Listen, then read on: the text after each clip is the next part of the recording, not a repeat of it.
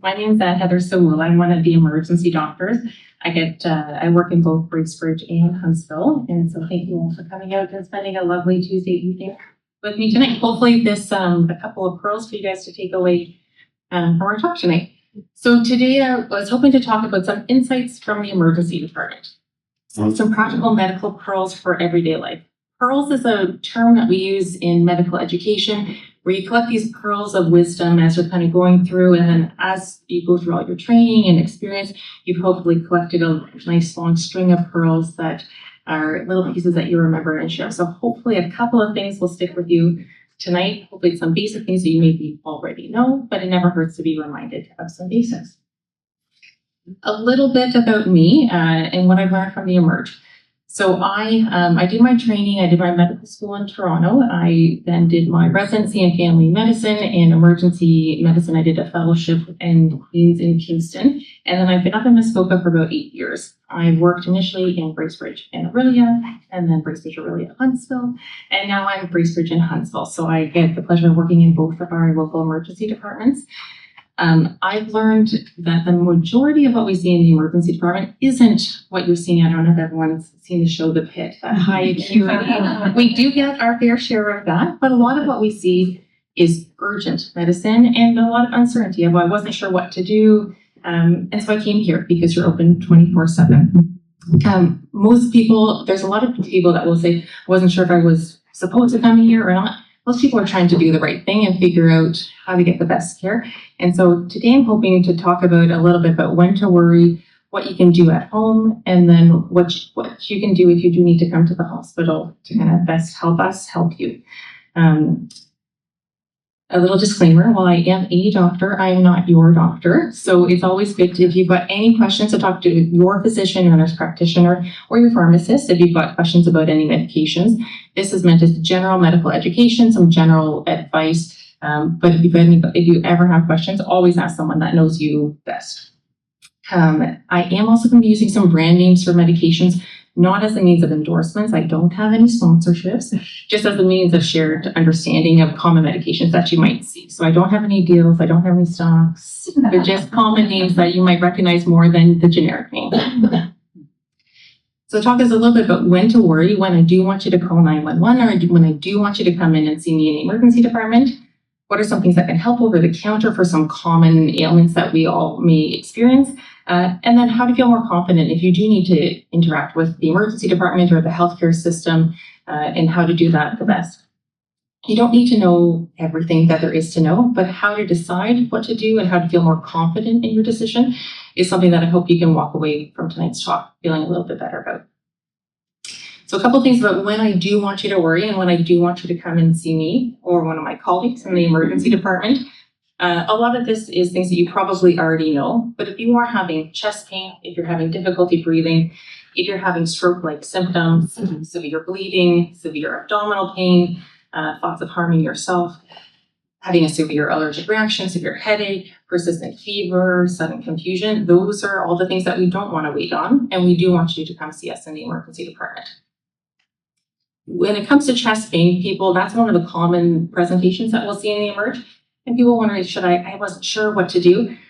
I have the luxury in the emergency department of having tests at my fingertips. So I can do an ECG, I can do blood tests, I can reassure you or alert you to higher levels of care if we need to do so because I have the tools.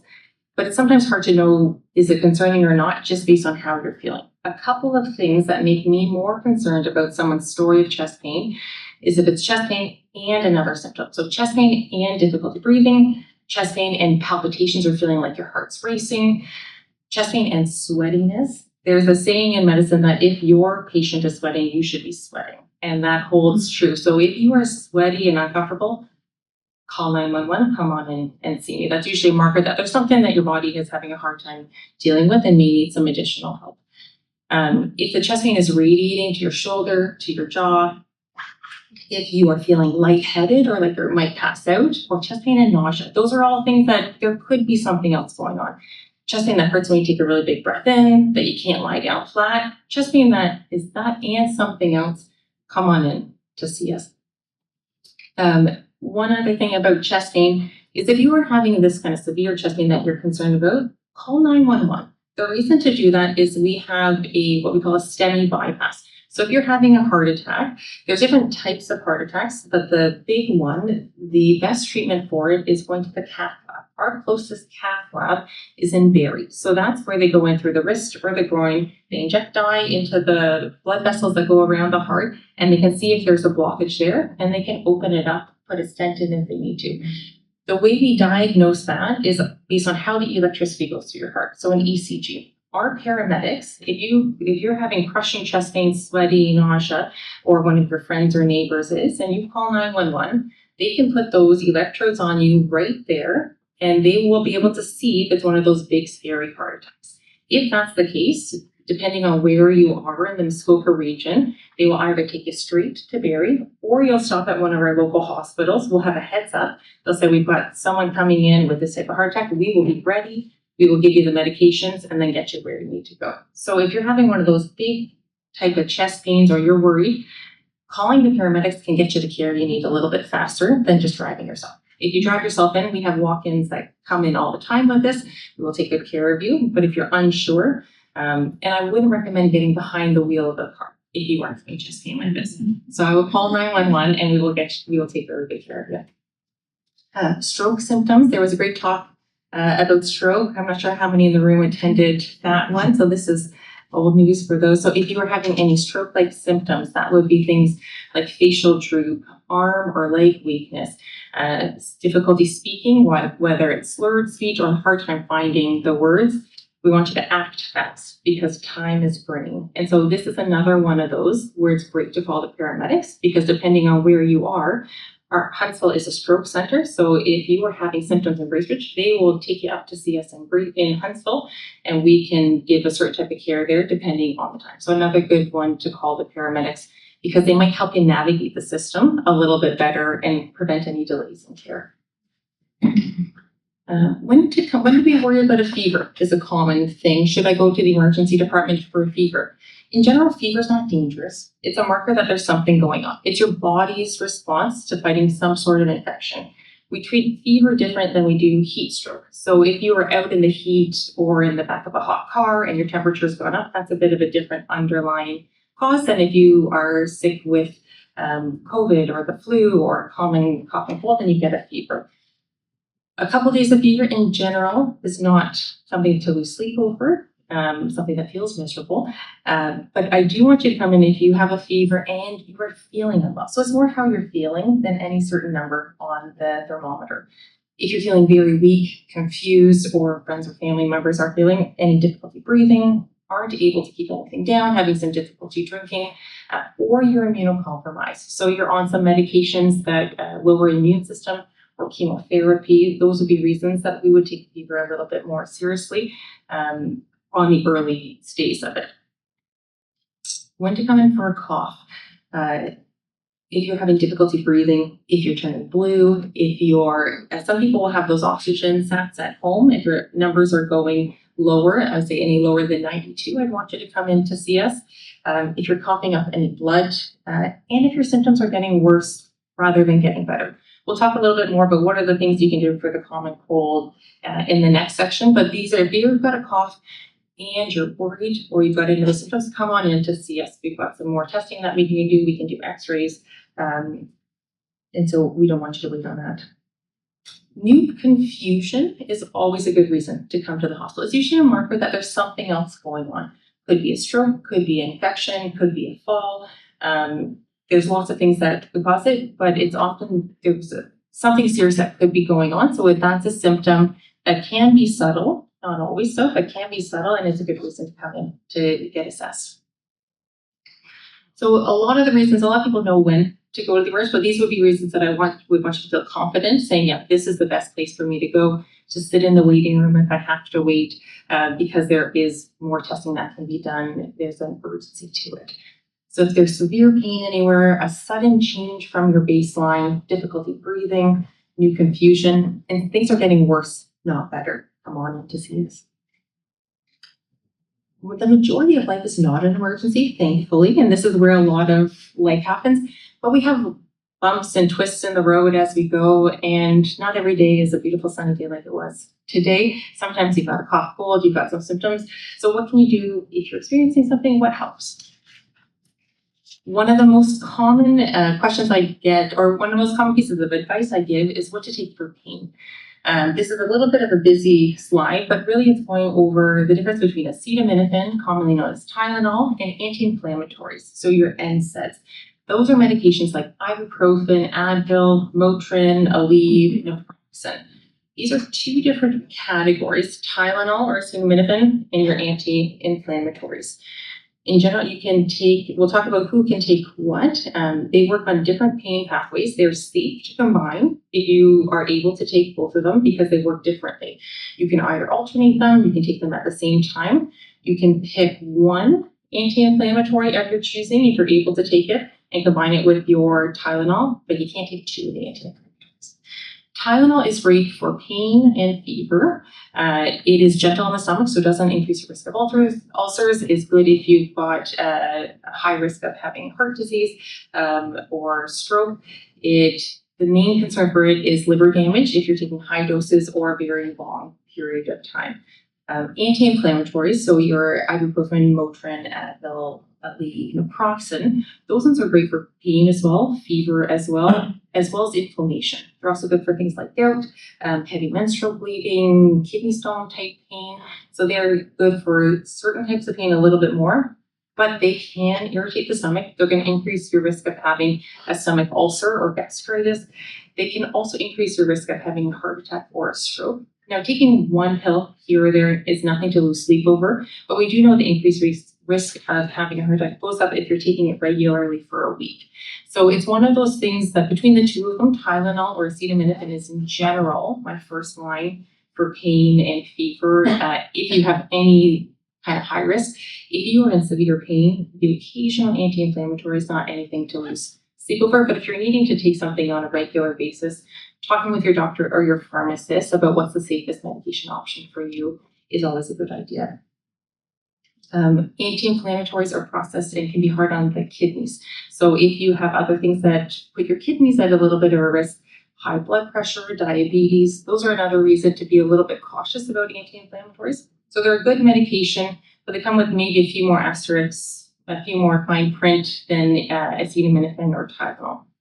Can I just ask you clarification? So you don't follow the instructions on the medications. If you're taking them together, it's just one of each. You can you can max out your Tylenol and you can max out your anti-inflammatory because think of them as two, and you can take them at the same time or alternate them. So let's say you're taking Tylenol or acetaminophen. The dose for that one is 2 extra strength, so 1 gram. The extra strength are 500 milligrams. So you can take 2 extra strength Tylenol or the generic acetaminophen. So 1 gram of it 4 times a day or 3 times a day if you're over 65. So you can take that regularly. If you need something more for pain and depending on the condition, you can take your anti-inflammatory. And so that depends on which medication you're taking. Naproxen dosing is different than ibuprofen or Motrin. But ibuprofen, for an example, I will often recommend, if it's safe for you to take, 400 milligrams, so one of the extra strength every 6 to 8 hours. So that dosing is a little bit different, but you take that one according to the instructions on the bottle or what your doctor, nurse practitioner, pharmacist has given you, and you can kind of max that out to your safe dosage, and you can max out the Tylenol. You can't then add another anti-inflammatory. So you get to pick one anti-inflammatory if you're allowed to take those, and that plays safe with Tylenol.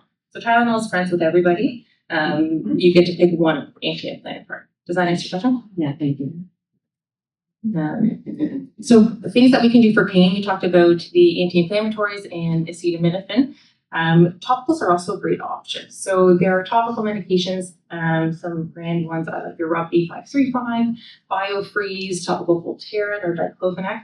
The Voltaren has a topical, or it has an anti-inflammatory in it. Because it's topical as opposed to a pill that you're taking by mouth, it's going to have less systemic absorption. So it's going to be a little bit of a safer option. It's going to act locally. So if your elbow is sore from playing pickleball or gardening, whatever it is, a topical Voltaren is a great option for a lot of people. Same thing, it's an anti-inflammatory. So if you're high risk, still being cautious of it, but it's going to have less overall impact than taking a pill by mouth. One thing that is, so RICE, your rest, ice, compression, elevation, if you sprained your ankle, we've moved towards NEAT, which is less of a lovely acronym, but mostly it's keep moving. So if you've rolled your ankle or twisted, pulled something, resting for the first day or two, so you're not going to run a marathon on it, but we're not doing tensor reps, we're not putting you on rest. We want gentle movement to keep blood flow going to the area. It's going to help with healing. It's going to reduce how stiff your joints get, and it's going to get you back to rehabbing and back to your activity faster. So activity within reason. Doing exercises, so rehab-specific exercises. Physiotherapists are a fantastic resource to help you get back to your best function. So movement, exercise, analgesia, so pain control so that you can move and you can do the exercises is going to get you back to function better than just rest, not moving it, icing.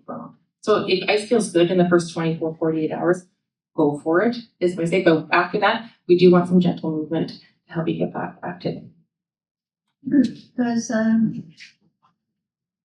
Does heat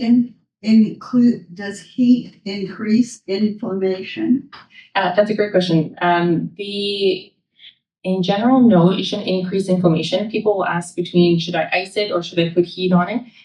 There's no evidence that one is better. I will often say whatever feels better. So if you find putting a warm water bottle or heat pack on something makes your muscles feel good or the joint feel better, that's okay for you to do. And same thing, if you find ice in the first couple of days makes it feel better, that's also okay for you to do. You're not doing anything big. We don't want people immobilizing for too long because then we get stiff joints and it becomes harder to rehab. So safe exercise, not that you're not going to start running on something, but heat. I don't usually recommend heat initially, but if heat is feeling better after that, go do it. The other thing with diclofenac, it seems to me you're not supposed to use too much of that at one time or too often. So is there any contraindication to it as you're older with different conditions? That's a great question. The question is for topical diclofenac or Voltaren, how much is safe and is there any consideration with introductions? Absolutely, there is.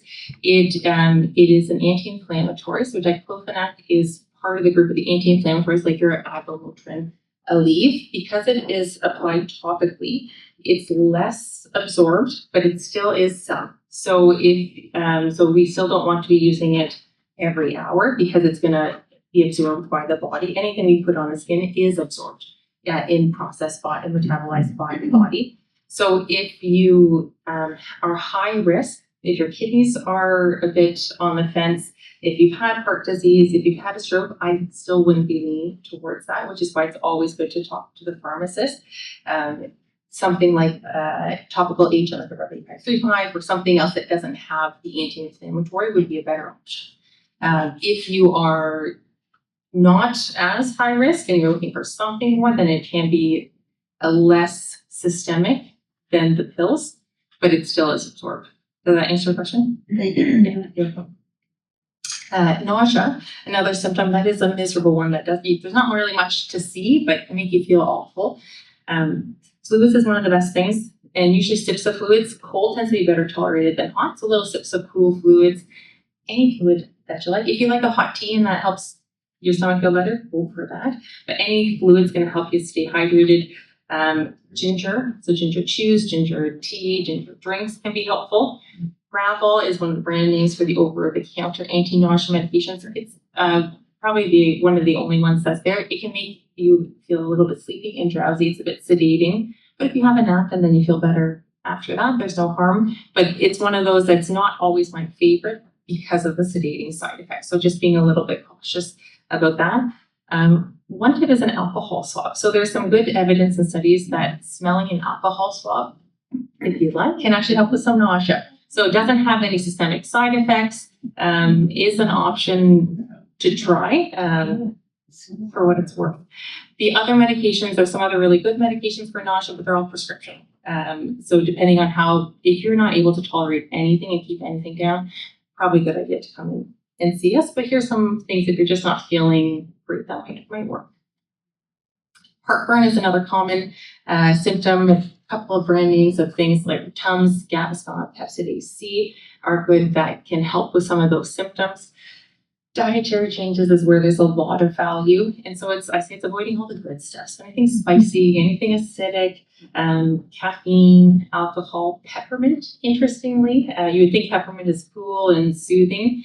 Peppermint can actually reduce your lower esophageal sphincter tone and increase your risk of having reflux. So peppermint would be one to stay away from.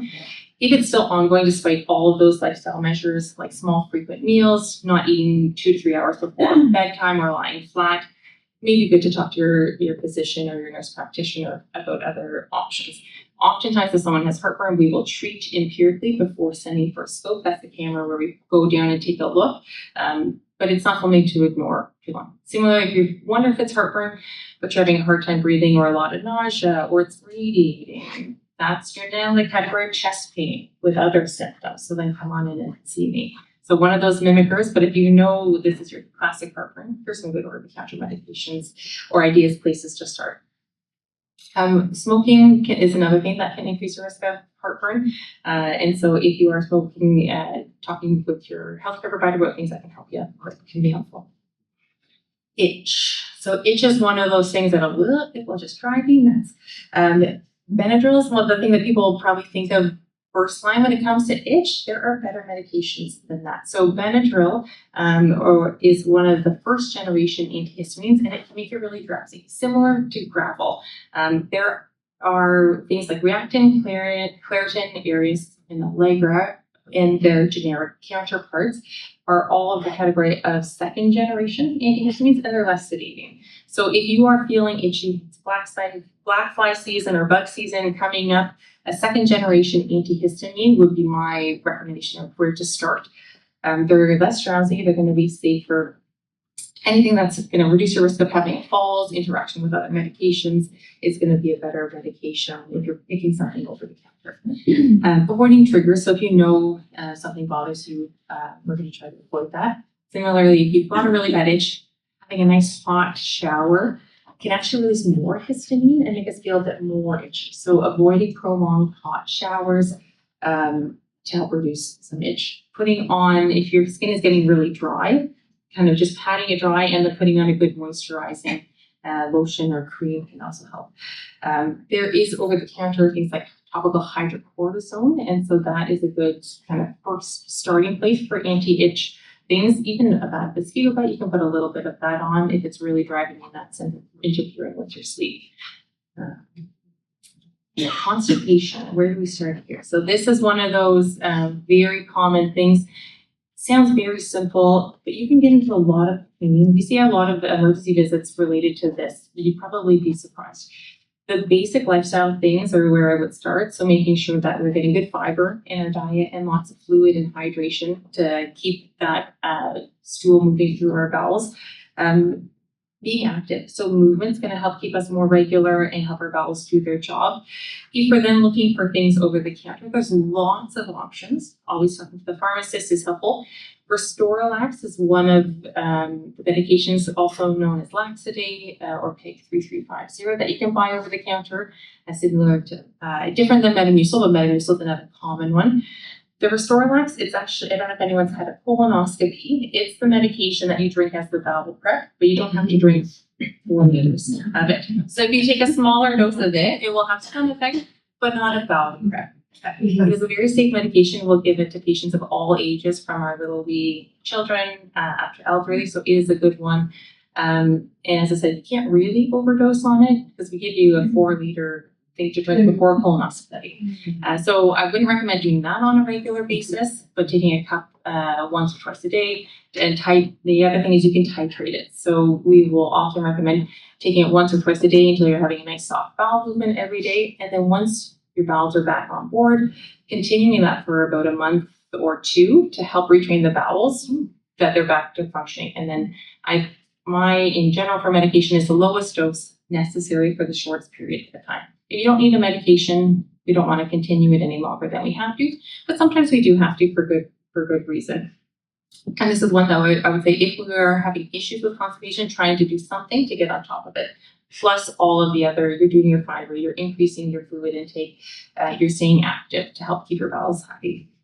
Your fiber target is about 25 to 35 grams a day, which depending on what kind of diet you eat, you might be reaching, but a lot of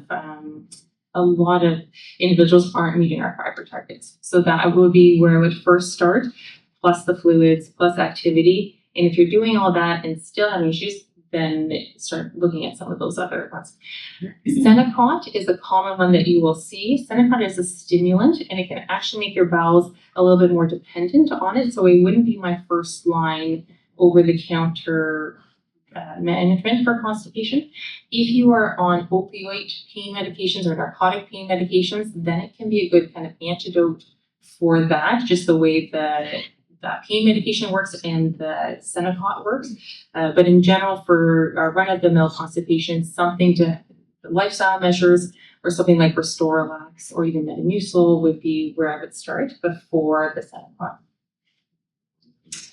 For head injuries, there's usually, if you've come into the hospital or you haven't, usually I would say the only thing that's off limits after you have a head injury is really trying to avoid another head injury, which is what we're trying to do all the time. But for the next couple of weeks after it, just being a little extra cautious, especially if it's slippery outside, or people are throwing balls around. So really trying to avoid another head injury because the brain is just extra sensitive after we've had an initial injury. Sleep is restorative, so it's going to help our brain rest and relax. And you do not need to be woken up every couple of hours. If I am worried about someone, or you are worried about someone that you want to be waking them up every couple of hours, they should probably come into the hospital to be seen. In general, if I'm worried about someone, I'm not discharging you home if we are doing neuro checks every 4 hours. In general, if you're well enough to go home, I want you to sleep through the night so that your brain can rest and recover and you can get back to doing all the things that you want to do. We do want you to come back in if you're having things that are getting worse. So worsening vomiting, confusion, neurological symptoms, come on back for reassessment. Even if you went in the first time and got a clean bill of health, come on back to see us if things are changing. The other thing is alcohol can actually prolong recovery from concussions and have your symptoms go on longer. So I would recommend avoiding alcohol if you've got any head injury. Cough and cold, what can we do for this? I wish I had a magic pill for this. I probably wouldn't be standing here. I would probably be on a nice yacht somewhere hot. Time is the best thing, fluids, and then all the things that make you feel good. The majority of things that cause a cough and cold are a virus. And antibiotics work for bacterial infections. They don't work for viral things. So mostly we have to support your body while it fights off this virus. There's some evidence for honey for sore throats, or if your voice is feeling a little bit scratchy. Tylenol, Advil is, we said, if it's safe for you to take that, your over-the-counter pain medication. Saline spray, if you're feeling really congested through the nose, human air, those things can help with some of the symptoms. People ask which over-the-counter cough and cold when I'm getting more. Is it Buckley's? Is it the Dayquil, NyQuil? Which one should I take? They all probably help a little. There's not one that I would routinely recommend. What I would, the way I would approach it depends on what symptom is driving you insane the most, and then look for something that's going to be targeted towards that symptom. A lot of them will have a combination cocktail of a lot of medications, some that are going to be helpful and some that are just going to cloudy things and maybe not be supple. So focus on one that's a little bit more simple, more singular, and try that. Most of them probably help some. I would be a bit cautious with decongestants. So anything that contains the medication called pseudoephedrine, if you have high blood pressure, that can increase your blood pressure. So that would be the one caveat of things to be cautious about if you've got high blood pressure. Avoid the decongestants with pseudoephedrine. But same thing, if you're ever concerned, the pharmacists are a fantastic resource about, they would know your medications, any interactions, and what one might be a better fit for you. Can you say to Dimetap? I have to double check the medication that is in Dimetap. It's supposed to relieve, if you're continually running nose, and it will stop it like that. I haven't used it for years, but, so I don't know if they still sell it, but I'm wondering.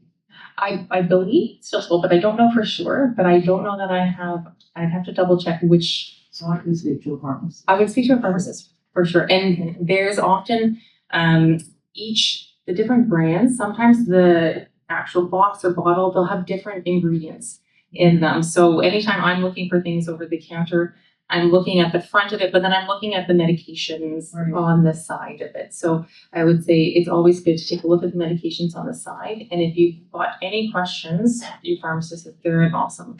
It's one of the symptoms of cold that just drives everybody crazy. If you eliminate that one, it's amazing what a difference it makes. And it depends on the one, but the one I would be extra cautious that is in a lot of the over-the-counter ones is the pseudoephedrine, because it does dry things up, but it can increase your blood pressure. So I'm not sure if it's in that medication itself.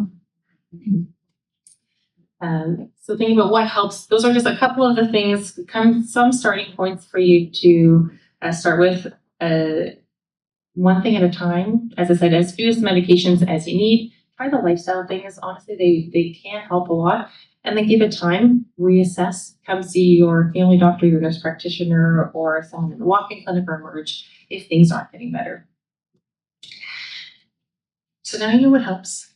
And when might things be a little bit more serious, the next thing is feeling confident if you do need to seek more care. So what helps in emergencies? A couple of things. So direct pressure, if you've got, so if there's a laceration or an injury, putting direct pressure on it. Sometimes we'll see big dressings and it just keeps oozing and oozing and oozing. The closer to wherever the wound is that you can put pressure on, it's going to help slow the bleeding sooner. If you've got a nosebleed, I want you to pinch not on the bony bit of your nose, but just below that on a nice soft bit.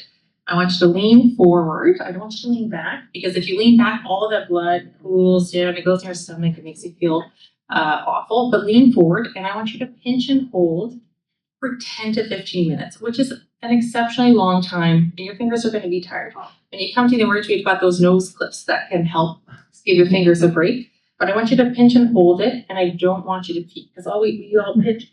It's still. Oh yeah, it's still bleeding. I want you to pinch and hold it, and oftentimes that will do it.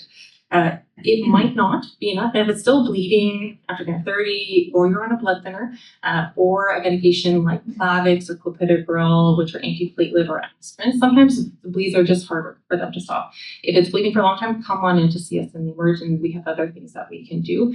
The most common reason for nosebleeds is dry air, and so Vaseline, a humidifier, those things can help reduce your risk of getting a nosebleed. But if it is bleeding, pinch and hold, not on the hard part, on that soft bit, and lean forward and hold nice and tight. What should you bring if you are coming to the emergency department? So a medication list is a fantastic thing. We do have access through Connecting Ontario to a lot of what people are dispensed. We can often call pharmacies to get your medication list if you don't have it, but it is a very handy thing to have, especially if you were here the other day, or your cardiologist or your family doctor said, oh, I wanted you to cut this pill in half. I want you to change this. That might not be up to date based on the list that we get from the pharmacist. So an up-to-date medication list is so helpful. Anytime I have a medical student working with me, I always challenge them to know each medication their patient is taking and what it is for, because you learn so much about anyone's health just by their medications. One of the most empowering things that you can do is to know your medications. You can talk to your pharmacist, your family doctor, your nurse practitioner.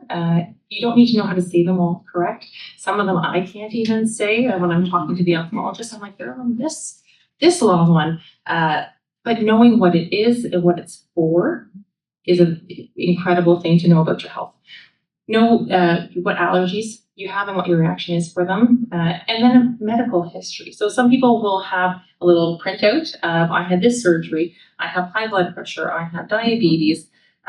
If you've got that, that's fantastic. If you don't, that's okay. But that is sometimes a very helpful thing to have, because sometimes if you're not feeling well, you can't articulate all of that. So having that written down, even just a short, doesn't have to have everything, can be really helpful. We have access, so people say, oh, it's in my chart, you should have that information. Sometimes yes, sometimes no. So we have access to, in the emergency department, we have access to all of your visits to the emergency department, any inpatient stays in Huntsville, Bracebridge, Aurelia. We're all connected. We have access to a lot of information from your team if you've had any treatment at RVH. There's a program called Connecting Ontario, which a lot of hospitals are a part of. So we'll have some information from hospitals in the city, but not all. We don't have access. So some physicians will have access to your family doctor's office and clinic notes. Not everyone does. So we do have access to a lot, but not everything. It would be fantastic if we had everything all centralized and we could just see it, but there's some limitations to what we do have access. So if you know those things and have it written, it can be very helpful. I think that's so important when you arrive, because you're at triage and really you're feeling horrible and your brain really can't tick all the boxes as well.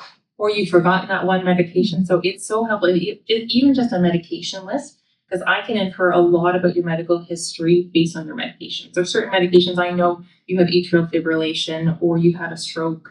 There's a certain there's lots of things that we can tell about your health just from your medication. So that one would be the first thing, that if you don't have it, take a picture of them, write it down. Something like that could be really, really helpful. So we just talked about this. Know your medications. You don't need to know all of the details, but an idea about if I have high blood pressure, I'm on medications for my high blood pressure, and these are that will have it written down, because the names are long. They can be confusing. But you guys are smart. You're here out to learn, and so this is something that's very that you could do. Things to do while you wait. So I often say that the day that you're the first person seen in the emergency department is not a good day. So if you have to wait, it's not ideal, but it's better than whoever had to be seen first. So we do see the sickest patients first, not in order that people arrive. And so it's hard to wait. And so here are a couple of things to do while you are waiting. Even if you call an ambulance, depending on what the reason the ambulance was called, that doesn't mean those patients will jump the queue. If someone arrives with our paramedics, but they are well enough, we have what we call fit to sit program. They might they may wait in the waiting room if there's not a bed to offload them. So every patient that comes through is triaged by our excellent triage nurses. The level of acuity for kind of how sick someone is, you get assigned a score, and then we try to see everyone as soon as we can. I promise we're not trying to make you wait any longer. It might feel like it, but I promise we're trying to get through everyone. We will also see everyone that comes through the doors. If you have to leave for whatever life reasons mean you have to leave, you have to do what you have to do, but we will see you. We will see everyone that comes through. Important to ask before you snack, because sometimes if, let's say, you may need an operation, you may need a procedural sedation for some sort of broken something, always good to ask before you snack. Oftentimes you can eat while you're waiting, but not always. So good to ask if you've got any doubts. Tell us if your symptoms change. So if things are changing or getting worse while you're waiting, tell us. That may change where you came in at whatever they triaged you. They may change how quickly you are seen. So tell us if your symptoms change while you're waiting. And patience and kindness just go such a long way. I love when patients will be having conversations, and I've had people find themselves a job while they've been waiting there. So you never know what can happen while you're waiting. And often people are very good at, no one wants to be there. I mean, I chose to go there for work, but most people I know don't want to be there. And neither does the person sitting next to you. And so that patience and kindness really does go a long way. We've talked about what to do with the things that have happened, and many of these things are not preventable, but some of the common serious things we do see are preventable. There's a couple of things that I wish I didn't see as much of. The amount of people that fall off their roofs, my medical training did not prepare me for. I trained in Kingston and Toronto, and I don't know if people think that gravity is different up in the Sawula, but there are a lot, or there's just more snow. Maybe there's just more snow, but there's a lot of people that are climbing on the roofs. The best thing to do with the roof is to stay off of it. They've got those things that you can pull the snow off. So don't climb on your roof. Yeah, if you have a gait aid, like a cane or a walker, I would love for you to use it. If you're feeling a little bit unsteady, think about getting one of those. I know it's not always maybe the most glamorous thing to get a new whip that's a walker or rollator, but if it stops you from having a fall and breaking your hip, I would like you to be active. And if that takes a gait aid, let's do it. Let's stay active and mobile as long as we can. So those are the things where, and find something that works in your space. So even if it means you've got a couple of options for things, staying active is going to be so fantastic. If people are out using anything outside wearing helmets, wearing seatbelts, the basic things, avoiding distracted driving, that could go a long way to prevent some of the things that we see. But stay up your roof. What I hope you remember from our talk tonight, the majority of things that we see aren't emergencies, thankfully. Start simple, but the things, ask your resources. So ask your pharmacist, ask your family doctor, ask your nurse practitioner. You can even ask them at your next checkup. If I've got a cough and cold, is there any medication that I should avoid based on my medication list? Is there anything, if I've got heartburn after a delicious dinner, is there anything that I should think about or avoid? So you can ask some of these thinking ahead questions from your particular physician or nurse practitioner. Watch the trend for your symptoms. If things are getting worse and not better, get checked out, whether that's your family doctor, nurse practitioner, or coming to see us. We are open 24/7. We are here if you need us. And if you leave today feeling a little more confident in how to handle things, then this is worth it. So thank you for coming out. I'm happy to take any more questions. Hopefully this was helpful.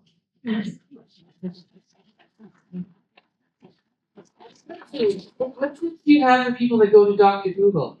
That's right. So what tips do I have for people that go to Dr. Google? I'm a big one, and I think the more education you have, so I'm a fan, if you want us to Google your symptoms and look things up, what I would caution you about is spiraling down and getting too overly committed to something.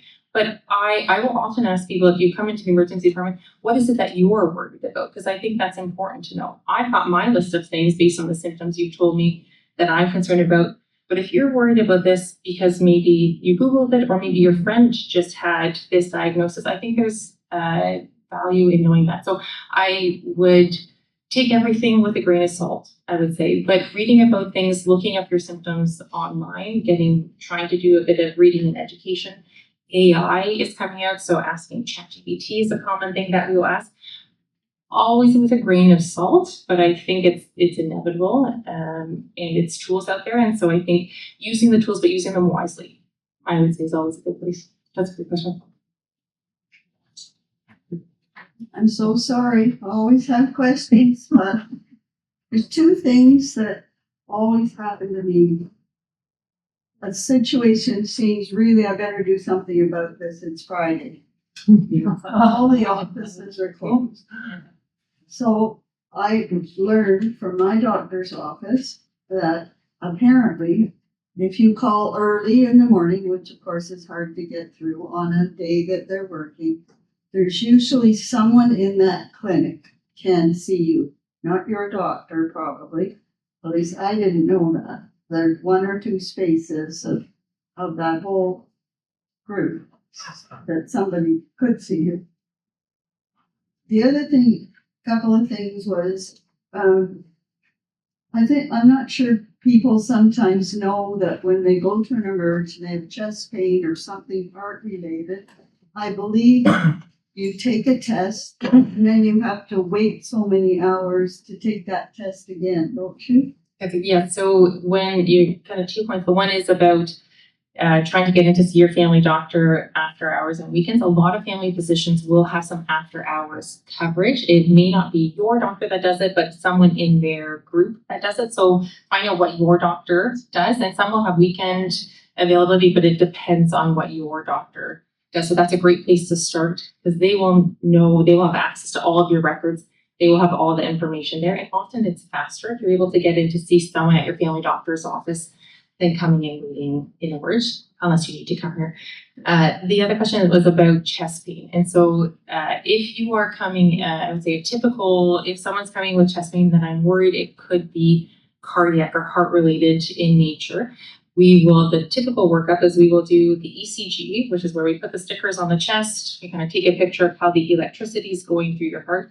That tells me if you're having the big heart attack, but that's all I need to know for that. And I will call the interventional cardiologist at RBH and send you down the road to the cath lab there based on it. So if you have one of those, that's all we need to know. If you're not, then we do a test called the troponin. So troponin is a heart enzyme, or it's an enzyme that's released in your heart muscle. So if part of your heart isn't getting good blood flow because one of the blood vessels is blocked, that heart muscle starts to kind of die off, and that's painful. And as it dies off, it releases an enzyme into the bloodstream called the troponin.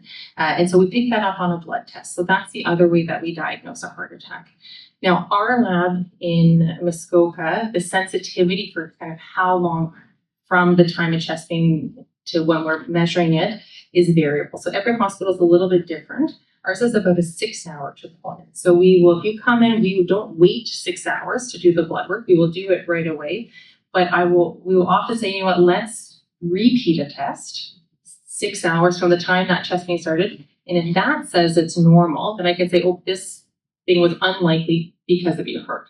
Because sometimes it will show up positive later. So so that's a good thing. If you're coming with chest pain, it's not always just a quick in and out. Sometimes we wait and repeat a test for that reason. You, all through your speech tonight, you referred back to the family doctor. Well, Huntsville's an area where family doctors are extremely hard to find. What do you do when you don't have a family doctor? That's why most people end up going to the Emerge for something like common cold. Absolutely. If you don't have a family doctor, so the first thing I would recommend is to get on the list to get one. Mm-hmm. Yeah, there's not going to be a quick solution, but we are working towards that.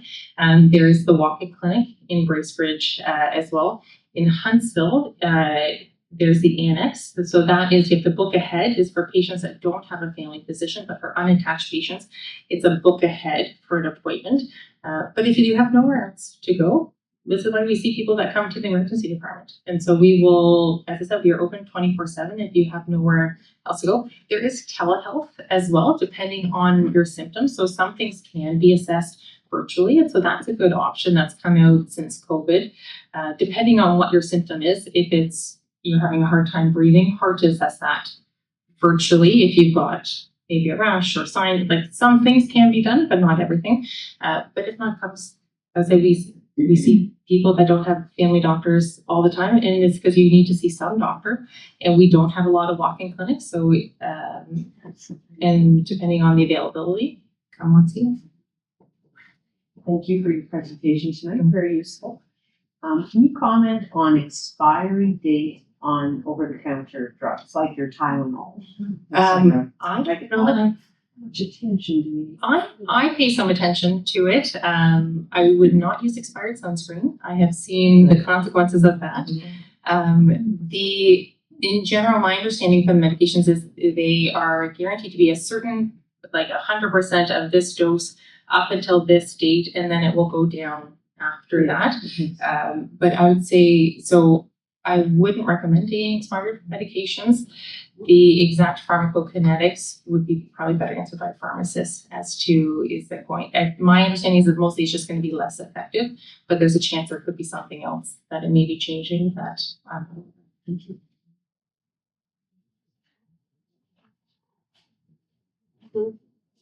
Thank you very much. Thank you, everyone.